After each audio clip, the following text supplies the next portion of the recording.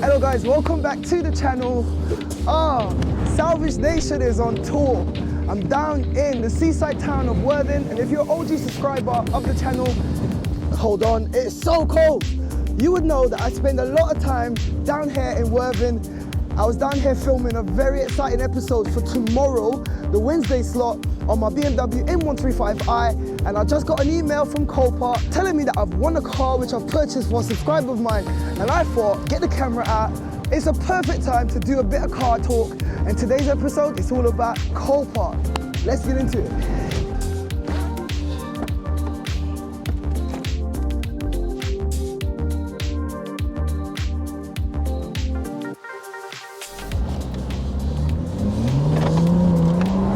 Right guys, so here we are down in Worthing. Yesterday I was in Brighton, the day before that I was in Brighton as well. I can't wait for you guys to see what's coming in Wednesday's episode. We had so much fun, but for now it's all about car talk, and this is just 10 minutes where I'm gonna spit game and give you guys all the knowledge that I've got and I've incurred over the years about a different topic. And like I said earlier, today is all about Copart. But first, oh my, this car. Oh, if you haven't seen the rebuild on my M140i, go check it out now. I'll put a card up above, but this car is just something else. And I know I keep harping on about it, but it literally is something else. Anyway, like I said, I just got an email from Copart and I'm actually very excited. It's a subscriber car. Normally I don't do subscriber cars, but I've recently opened it up, like I said in one of my previous videos, and a subscriber hit me up. He was looking for a specific type of car. I'm not going to tell you yet. It's quite nice. I'm looking forward to rebuilding that one, and that is coming in this week, so you should get a first episode on that soon. But in terms of Copart, I just want to focus today a bit about Copart, because a lot of the times I get all my cars from Copart. There are other auctions and other places to get cars from, but I find that although Copart has got its cons, and I'll get into that, I feel like the repertoire of vehicles, they've literally monopolized the game, and the repertoire of vehicles is just unmatched. So let's get into it. So who are Copart? Copart, from my understanding, I've been in the game for years. Copart is a company from outside the UK. They came over a few years ago. I remember about 6, 7, maybe 10 years ago now. Back in the day, if you're old school, you remember Universal Salvage, and there was a whole bunch of different independent little salvage yards that you have to go down. Copart came in from America, as far as I'm aware, and they slowly bought out all of the little independent salvage units or salvage businesses, and that's how they've got different locations all over the country, and they've got an amazing network of vehicles. And what they've done is they made a deal with the majority of the UK insurance companies, and a lot of people don't realize this. So when I get into the terms and conditions of Copart, it's really clever. Copart is a bit like Amazon. Amazon, they do sell their own stuff on the side, but the majority of Amazon's customs, money, income, it comes from selling other people's merch, other people's materials. So all of these independent businesses comes to Amazon's platform, sell their stuff, and Amazon gets a cut. It's the same with Copart. So when you see a lot of the stuff, a lot of the cars that Copart sell, they come, you can get individuals like me or you who you can call up Copart. Anyone can sell through Copart really, but Copart's main business is, if your insurance company is insuring 10 people, if 5 people get a crash, instead of the insurance company having to worry about recovery and what's not, Copart's, don't worry, we'll sort that out, we'll recover the vehicle, we'll store it, blah, blah, blah, blah, blah. You don't worry, Mr. Insurance Company. All you need to do is let us sell it on our platform, and we're gonna charge fees on top. You're gonna get the final bid price, we're gonna charge fees on top, and that's how we're gonna make our money. You don't have to pay anything. And all the UK insurance companies are lapping it up, and a lot of them have got contracts with Copart. So that's just a little bit of behind the scenes of what happens at Copart, and that's why Copart's fees are fluctuating. So seeing that I've been mentioning fees, let's talk about fees. If you bid £1,000 on the car, as most of you may or may not know, Copart will charge their bidder fee, internet buyer fee. This is because their platform is patented for kind of like the service of bidding, selling, buying, and to be fair, it is a smooth ride. Like, I really like the way, you know, it's long if you're a recovery driver, but you find a car, you bid it, you pay, you collect it, off you go. They have made it kind of mainstream. They have made it like a bit like a drive-through for MacD's, you know. So that's kind of like the infrastructure of Copart. So if you're a newbie and you're going to be bidding on Copart, just remember that all bids are final, and if you bid on a car and you don't pay, you will be getting a hefty fine, and Copart don't play with their fines. Believe me. So I've paid Copart fees so many times because as much as I'm like, you know what, I'm not paying those fees, blah, blah, it's a business and I want to get cars. So I need to get cars to keep you guys entertained.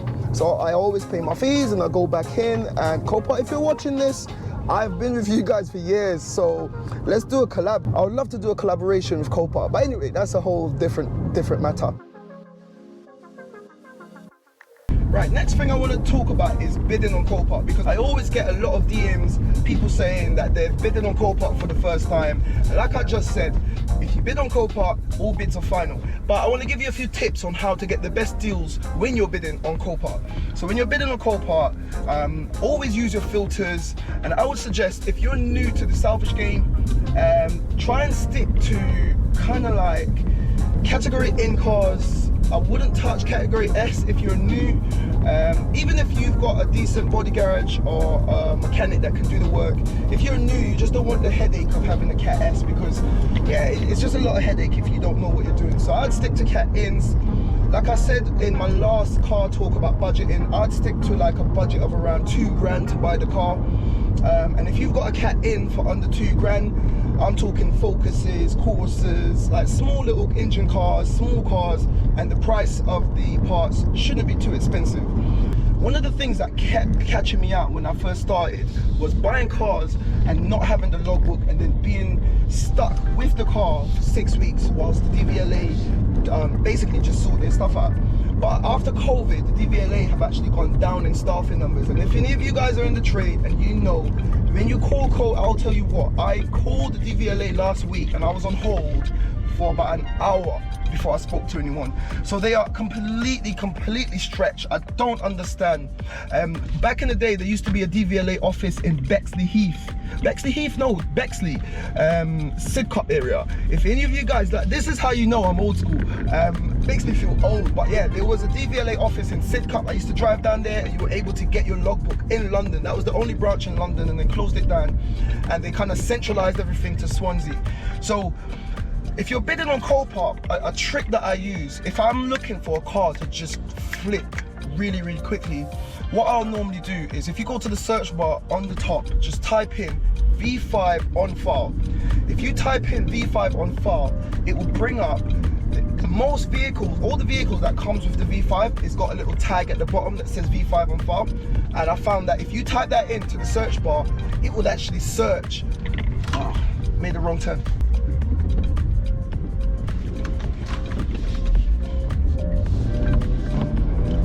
Okay, here we go.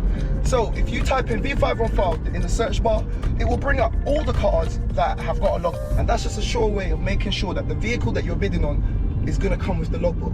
Now, saying that, Copart often messes up and they'll say that it comes with the logbook, but when you actually get the car, the logbook might be missing. Or one thing that I hate is 5 weeks, 6 weeks later, you've already sold the car, you've already waited for the logbook from the DVLA, and then just randomly in the post, you'll just get a letter or envelope with the logbook inside from Copart. It's just so random. But for the most part, if it says V5 on file, when the driver goes to collect the car, it will have the logbook.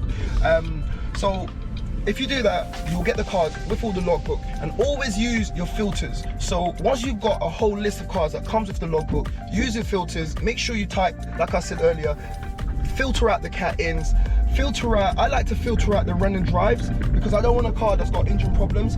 And these are just quick little filters. So yeah, always use your filters. Quick little just tips to make sure that you're getting the best deals on Copart. Like I said in my budgeting video, always stick to your budget. if you see a car, no matter how lovely the car looks, no matter how much you love it, it's very easy to get caught up in a bidding war on Copart, and then before you know it, you end up spending an extra 400, 500, 600 quid that you had a budget for, or you never intended to spend. Like me, I've done it. I'm not gonna lie, I've done it. And then you're left in a predicament where Copart hits you with the fees on top, and in your mind you were thinking, yeah, 2.5 is not too bad, but then 2.5 plus another £500 fee, 3 grand plus £200 delivery, then you're looking at £700-800 more than what you first anticipated. And that's why it's important to stick to your budgets. Now, the last thing that I want to say is Cat Ns and Cat Ss, that's the main category. Category Bs, they're breaker cars, and Copart actually do this service now. If you haven't got a breaker license, which a lot of us don't because we're just regular people, if you haven't got a breaker license, you can't bid with Copart for category B cars. However, it's very handy, and I'm going to be showing you a bit more on category Bs in a future episode on my 135i. I've got big plans for that, I'll show you. However, Copart are doing this new service called Breaker Bid for You, where you tell them what you want, you tell them the maximum bid, they'll bid for the category B car, and they've got a break-in facility, so you just go down. And I would like to just show the behind the scenes for that. I'm trying to work something out with Copart at the moment, but you can go down, you can buy breaker cars, and it's very good because if you get an expensive car where the parts are expensive, you could also buy a breaker car. Once you hear that, that's the 10 minutes up. But I just want to share one more thing with you. Let me stop that.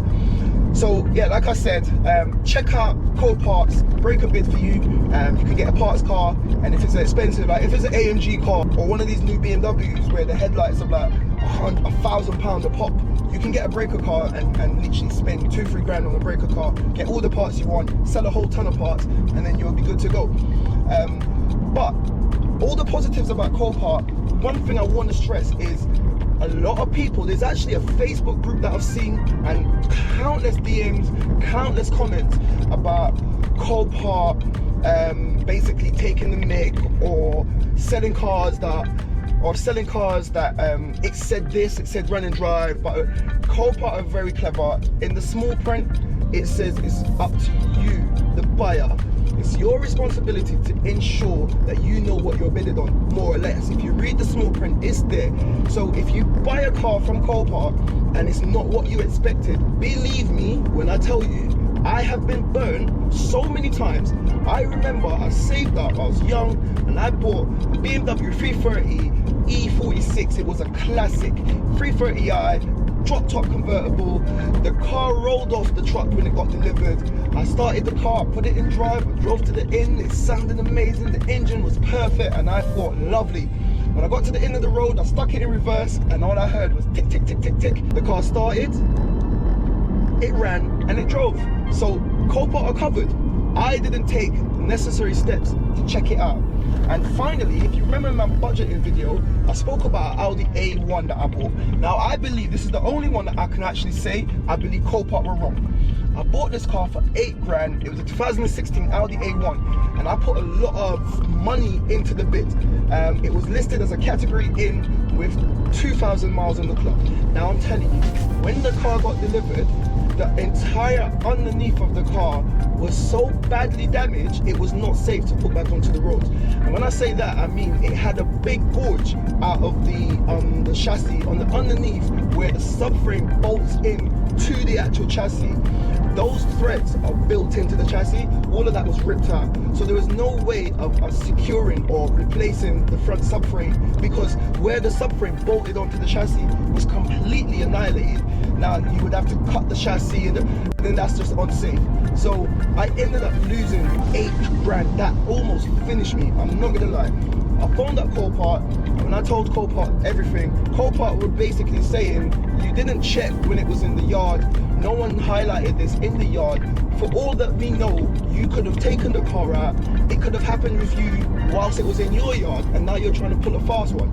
Now, Copart are very, very clever, and they're very, very lawyered up.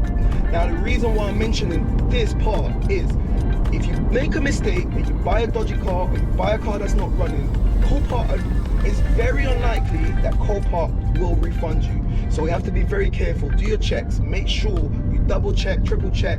If you can, go down, view the car beforehand, and always get a professional to come with you if you're not a professional already.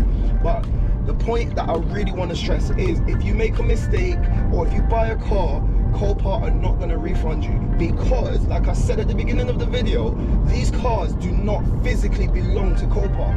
Copart is an intermediary. It's kind of like Amazon, like I said.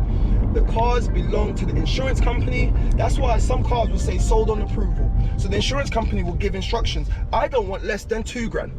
If the car goes for 18, it is sold, but it needs to be approved. So Copart will go back to the insurance companies via email, and that's why it takes a few days. If you've done this, then you know. Sometimes it's just awaiting seller's response, because Copart are not the actual sellers. They're just an intermediary who have patented this, the bidding software and, you know, the means of selling these vehicles for salvage. And they're doing a great job at it. For them, trust me, Copart have come over, monopolized the game, and they're now a multi-billion-pound company. And they're just getting bigger. They're just taking over more and more. I know that you've got other places like Syndicate, and a lot of you guys have DM'd me other places, but I just feel like when I go to those places, the repertoire of cars is really not the same. But yeah, I just wanted to share those little bits and bobs about Copart. If any of you guys have got any more information on Copart, let me know in the comments down below, and just fill up the comments with as much info as you can, and let's share this info, and let's just have everyone doing what they love doing, which is rebuilding salvage cars, or watching salvage cars, or just learning about salvage cars. And that's what Car Talk is all about. I'm about to head back to London. Stay tuned. Tomorrow night we've got an amazing episode on this car. We had to sort out a few bits, and I've come down to Brighton to film some bits for that as well, so stay tuned, and I hope you found this informative. So guys, like I always say, keep it moving. See it right there? Keep it moving, and I'll see you in the next one. Thank you for watching. Click here to see what YouTube thinks you should watch. Click here to watch one of my previous episodes, and like it said there, don't forget to like, comment, share and subscribe. We out.